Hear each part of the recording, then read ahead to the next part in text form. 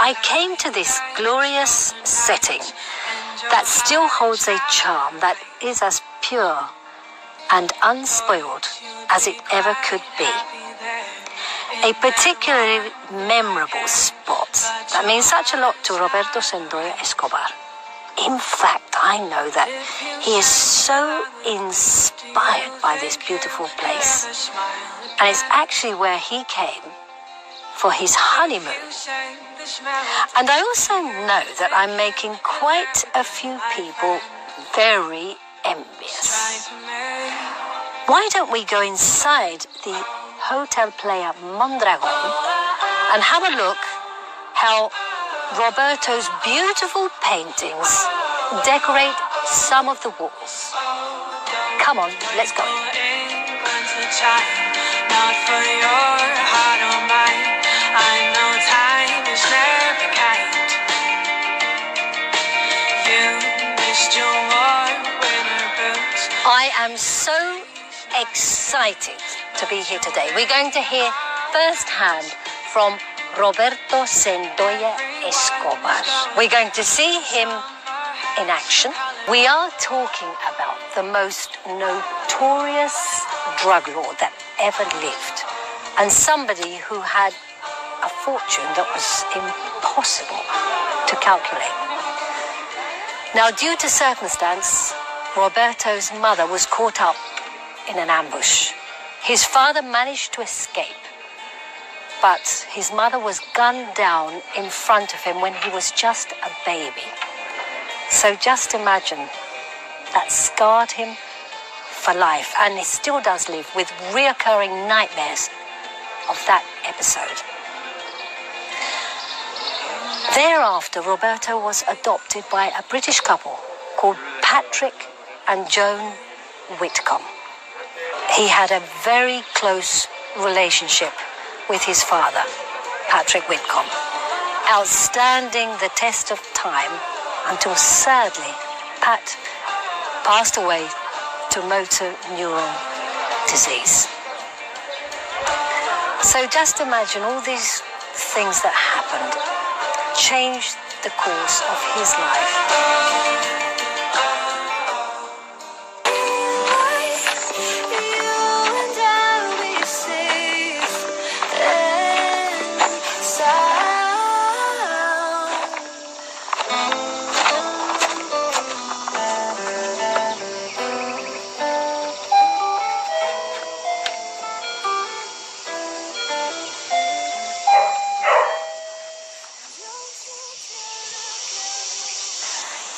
Finally, we're here to meet Roberto Sendoya Escobar in his house, in his studio.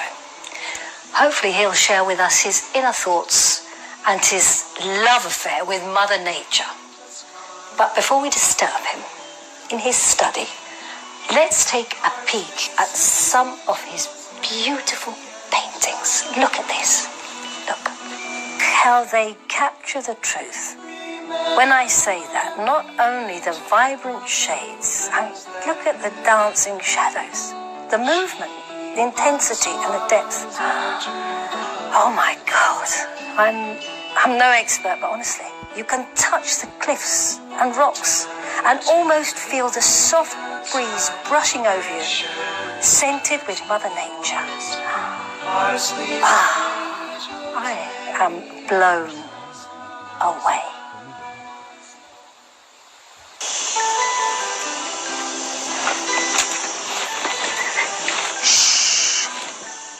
Let's get him talking, shall we? Come on.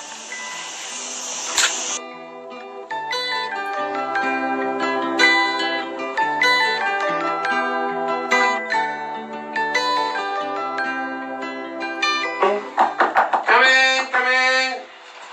Hello. Hi, yeah, come in. How you doing? Hi, how are you? Oh, I finally got right, chilling out, painting. How long does it take you to do one of these paintings, especially that size? I mean, that's huge. Yeah, so these paintings, like I'm doing the big stuff now, but when I do the small stuff, the detail stuff with this sort of one hairbrush, it takes a long time. So just that tree there took me about a month. So painting like this is about 3 months. And, well, it's worth it. I've still got to paint these posts. At the moment, I'm doing shade under the woods, in the woods, on the side of the beach. I'm just painting the shade that's hitting the sand. It's a lot of different tonal values. You just know what to do in the end. It takes years of experience. You know, you just do it. It's just a natural thing. Is there any sort of season which you prefer to paint? I mean, do you prefer to paint more in the summer, the winter, or is it so? I mean, the light's so different. Does that make a difference? Yeah. So no, not really, because I'll get studies, photographic studies, and I'll paint from that. But I like to paint in the spring and in the autumn. In the summer, it's a bit hot, and then we've got all family out visiting, so I haven't got time. But spring and autumn, so I'll get about 5 or 6 paintings done in a year. That's it. And I've got a small business empire to run as well, so it's all a bit difficult.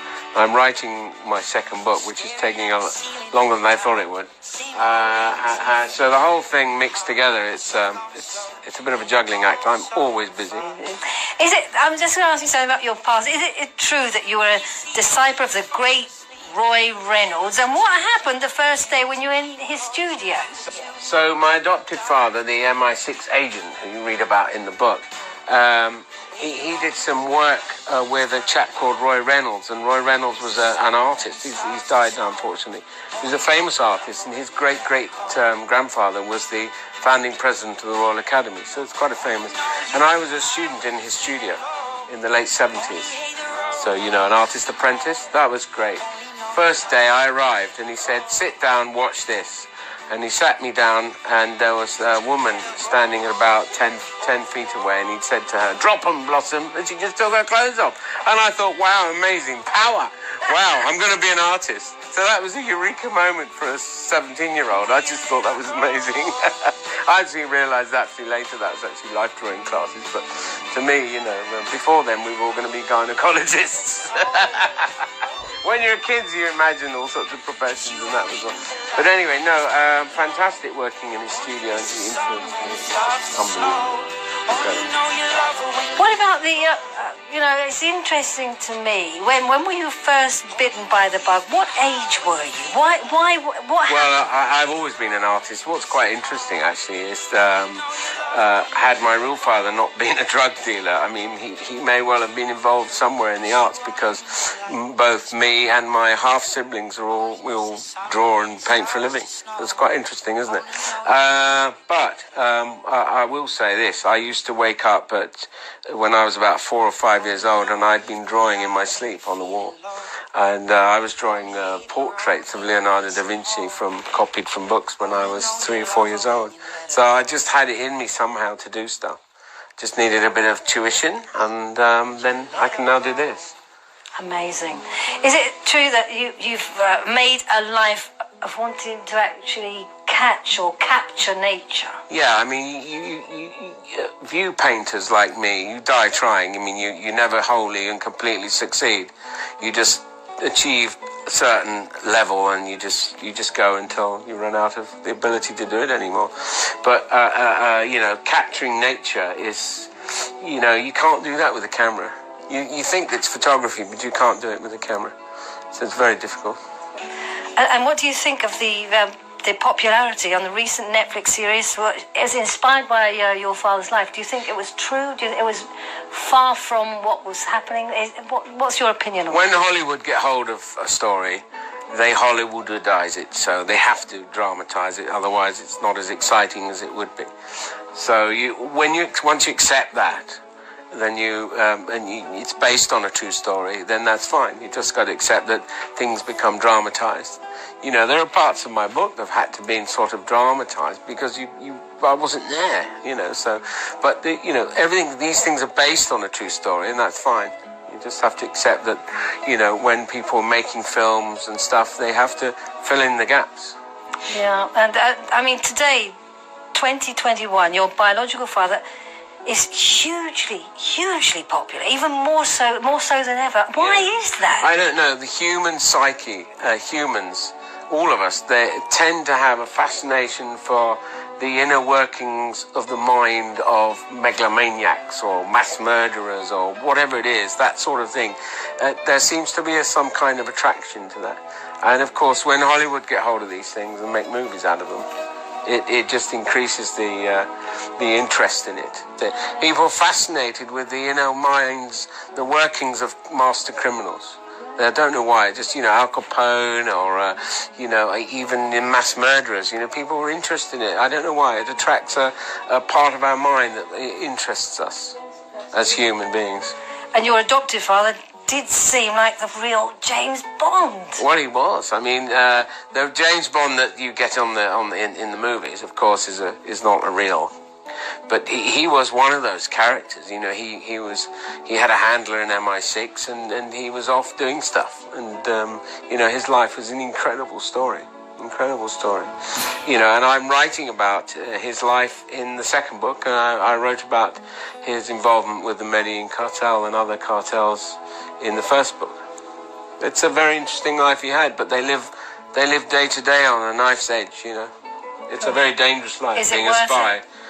And tell us about 1993 and 1994, which that was a horrific year for me because, my wife died of cancer, and my beloved adopted father died of motor neurone disease, and my real father got shot in the head at the end of the year in December. So it was a bad year. 94 was just a year of depression and nonsense, very bad. But I don't know why I've got the strength, guardian angels or something, the strength to pull through it, and somehow I've made it. And you have, and look how successful you are. Well, writing, painting. You can't take all the credit. You've got a lot of people around you that help. So it's a team effort. So it's part of when I was receiving mental health treatment, they said, what you need to do is you need to get all your stuff out of your brain. So so I wrote notes, which eventually became the book. It wasn't a conscious decision to write a book. Paint, draw, do something therapeutic, and if you can, learn an instrument. Because if you learn an instrument, music and art together will help you through mental health problems. And it's great therapy. And so when I've been doing all this in great detail, for about 40 minutes, I get up and then I sort of pretend I'm in Wembley and drumming for status quo. And it's just a great release, and I have half an hour of that and go and get myself a cup of tea and then get onto my computer and do all my emails or whatever it is you've got to do for the day. Yeah. But I don't know how you fit it all in. Well, it's a long day. I have long days. I'll ask you, do you play those drums? Yeah, or is it just all talk? No. I'll play you something in a minute.